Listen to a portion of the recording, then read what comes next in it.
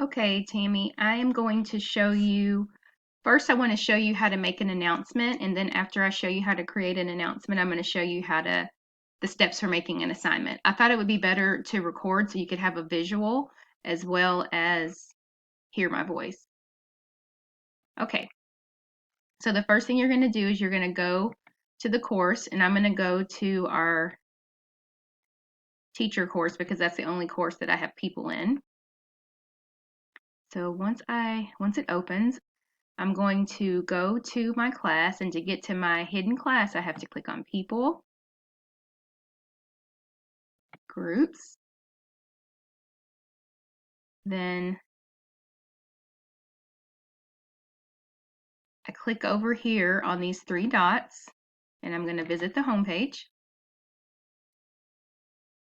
Once in there, I can see my announcements, my pages, people, discussion, files, conferences, and collaboration. So I'm going to make an announcement. To do that, I'm going to click the Add Announcement button, and I'm going to click on Add Announcement, and I'm going to label it. Maybe I want to label it Monday, April 20th, because that'll be the first day of instruction for you. This announcement is just a test to demonstrate how to send announcements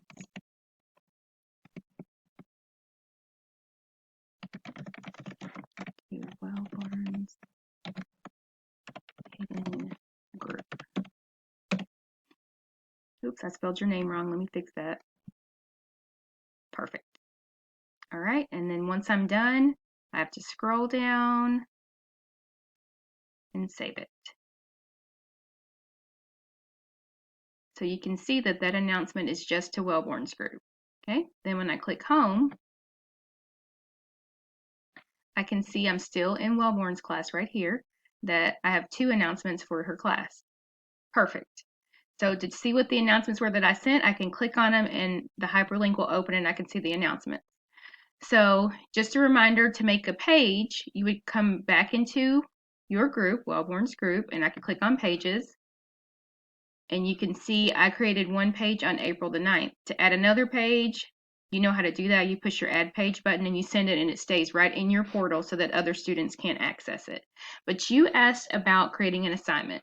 So to create an assignment, I have to go back to switch groups. Oh, I can't do it that way. I have to click back here. I'm going to go back to my main group. So you would go back to your teacher's class, and down the left side of their homepage, you will see the assignment tab. So you would have to click on the assignment tab. I know this is kind of scary and it feels like you are in the teacher's page, but once you click on the assignments, you can see all the teacher's assignments. So that's why I showed you how to create your own special folder for assignments so that you can house just your assignments that you're sending. So if you haven't done that, to do that, Wellborn, you would just add a group, and you could name it, I'm going to say Wellborn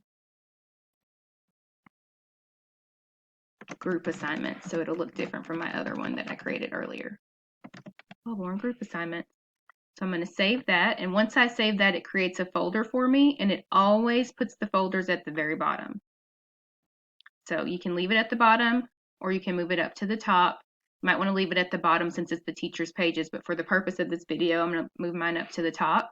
And if I want to add an assignment just to this group, I can push the add symbol right here, and I can add an assignment. So I can't add a page, I can only add an assignment, I can add a discussion board, or I can add a quiz. I'm going to add a quiz, but to do that, I'm not going to choose quiz here. I'm going to do it as an assignment so I can make sure that I select the kids that I want it to go to. So I'm going to type the word assignment, okay? Then I'm going to name my assignment. I'm trying to think, I'll do 3D shapes again. 3D shapes, video, and quiz. You can give it a due date and points. You can, but you don't have to. So I'm just going to say save it. So once I click on that assignment, it's going to open up. And I'm going to push edit. Then maybe I'm going to want to embed a YouTube video that reviews 3D shapes. So let me go get that really quick. Because with your students, you might want to have like a little review piece for them before they take a quiz or answer some questions for you. So I'm going to say 3D shapes. Okay, so I'm going to pretend like this is the best video ever and I want to embed it. So to get that information, I will click on that video and I will go down and I will get the share link. Oops. Let me push mute so it's not too loud for us. Why can't I get the link? This one's not giving me the link. Let me find something else.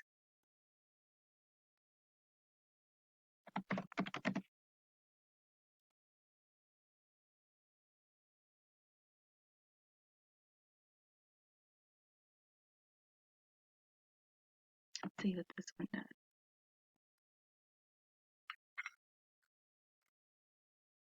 Let's see here. It might just be because I'm in like recorder mode, so it thinks I'm trying to record the video, so it's not going to give me the link. But the link, to get the link, you would, underneath the subscribe button, you'd click on that share option and you could capture the link. But I'm just going to capture the link up here in the URL video because that's another way I can get the link. So I've got my link. Now I'm going to go back to my Canvas page and I'm going to write a message to my kids. Watch the following video on 3D shapes. Pay close attention to the shapes cube and rectangular prism. After you finish the video, take the quiz. Okay, so now I'm going to embed that video, and to do that, I'm going to push the insert media. On the general page, I'm going to paste my video link, and then that video will be there. So they'll watch the video, and now I'm going to create my quiz down below. So I can do that.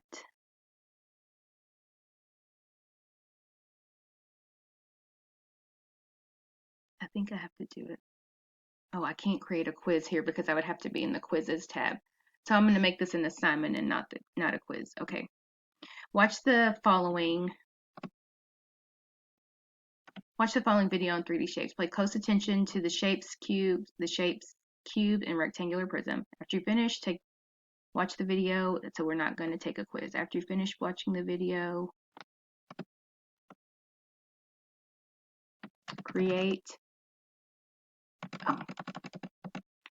tell the attributes of a cube and rectangular prism. So then you could just create some kind of activity below. Like you could give them a template, you could make them create a Google slide, you could make them just tell you the attributes of a cube or a prism or whatever you choose to do for your assignment. I'm going to say upload a picture of a cube and label the attributes. Okay, so there's my assignment. I know it's not great, just made it off the fly. So there's my assignment. I don't have to worry about points. The most important piece is right here where it says assign. This right here is the pathway. So if I click save right now, it's going to assign it to every student in my course. So not my SPED students. It'll give it to those SPED students along with all the other 80 kids that I have in my course. So I don't want to do that. I just want to assign it to individual students. So I'm going to use Gordon as one of my individual students. So I could type her name and I could select her, and this assignment would only go to her. It would not go to anyone else. If everyone is there, then it will send to every student assigned to that course. If you just type your SPED students' names in, it will only send to those students. Okay, so that's there. So now I can save it. And let me put a note up here to say this is a test. I'm going to say this is a test for Wellborn's class. 3D shape quiz and video. Okay. For Wellborn's class. Okay, perfect. Okay. Perfect, and now I can save it. Again, I just want to make sure it's just assigned to my kid, and now I can save it. And then you get a warning to pop up. Usually that freaks you out, but this is a good thing. So it's saying not all sections will be assigned this item. Would you like to go back to include 2019-20 short or SPED? I'm going to say no, I just want to give it to that one kid. So it's just going to go to that one student. There you go. So that's how you create an assignment. So now I should be able to go to your page and see that you created an assignment for your, I don't think you're going to see it that way. No, it's going to, so this is what will happen. So if I were the student, if I were Gordon, once that student logs into the page, they will go to their home page.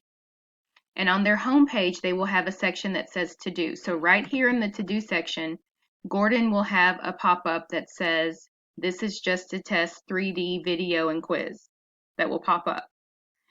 And she knows that she can click on that assignment because that's an assignment for you. And the only way she'll know that that assignment comes from you is because when she opens it, she'll see a message from you, or she could go to over here where it will say Wellborn because she's in that group. She can click there. Maybe you have an announcement or a page discussion about it. So what I suggest to you is when you send out your assignments, you just send out an announcement stating what listing your assignments for your students. Or on your page, you tell them, listen to the video for this activity. Now go back to your home page. On your to-do list, you will see an assignment called 3D shapes and video and quiz. Do that assignment. It is due today or something. That way your students know I have to go to the page first to look at my teacher's videos or my teacher's notes, and then I now have to go to my homepage to do her assignment. So that's my suggestion. If you have any other questions or concerns, just call me, Wellborn. You know I'll help you. But what I think I want to do for you and Iserman is I would like to just set up maybe 2 days a week, 30-minute sessions where we can just check in with each other, especially at the beginning of the week because it's going to be y'all's first day is Monday. So maybe on, if not Monday, maybe Tuesday, but maybe Monday or Tuesday, we just check in with each other and see how it's going and see what questions you have. Okay, talk to you soon. Bye.